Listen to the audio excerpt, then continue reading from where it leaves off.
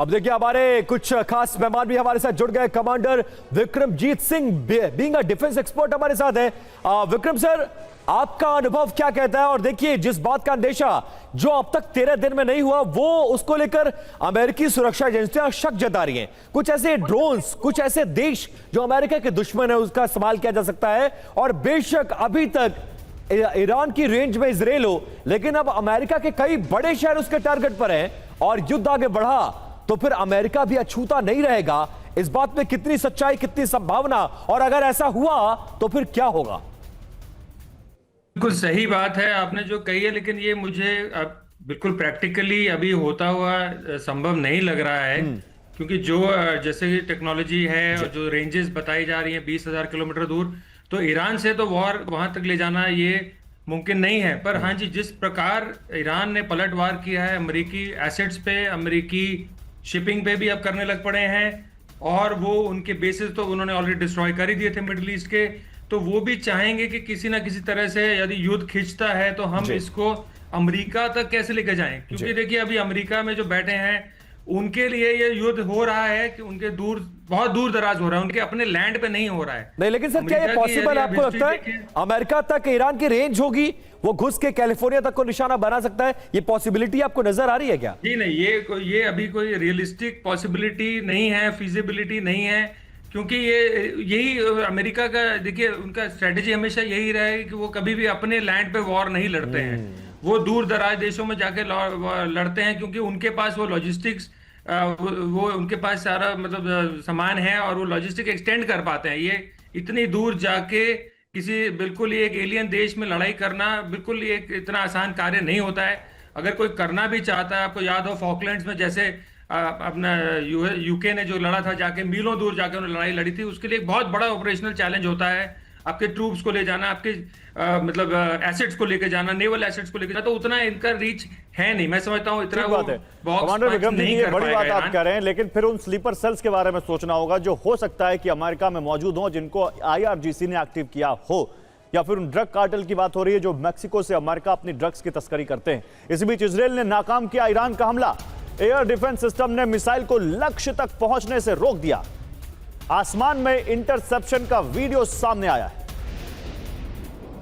यह है इंटरसेप्शन का वीडियो, और ये तस्वीरें आजकल इजराइल के आसमान में आम बात हो गई हैं, क्योंकि लगातार ईरान मिसाइलें फायर कर रहा है इजराइल की तरफ, और उनका आयरन डोम या डेविड स्लिंग या एरो, कोई भी डिफेंस सिस्टम लगातार उनको आसमान में ही फोड़ दे रहा है, आसमान में ही उनको ब्लास्ट कर दे रहा है, उनको हिट कर रहा है, ताकि वो अपने टारगेट को हिट ना कर पाए।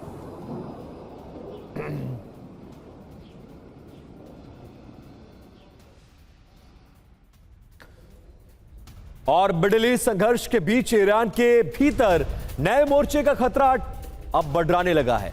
ईरान के खिलाफ इराकी कुर्द लड़ाकों का यह बड़ा ऐलान है।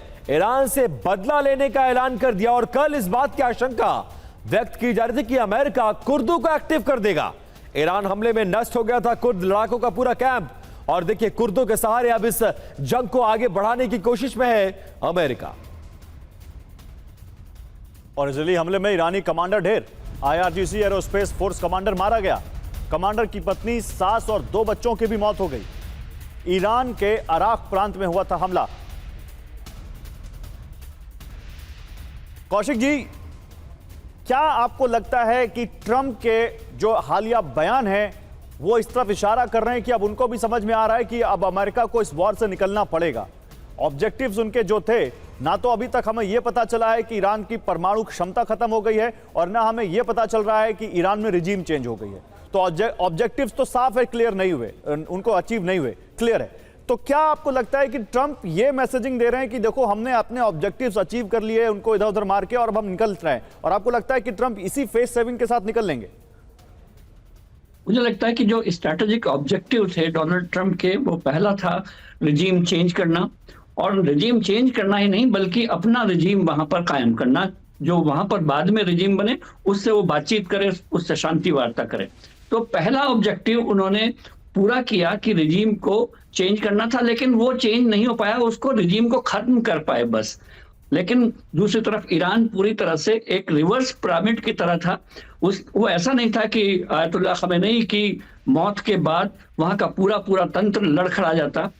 आयतुल्लाह खमेनी वहां के सुप्रीम लीडर हैं, वहां पर उसके हेड थे, लेकिन ऐसा नहीं था कि सारा का सारा कमान, सारा का सारा जितना भी कंट्रोल था वो सिर्फ एक व्यक्ति के हाथ में था।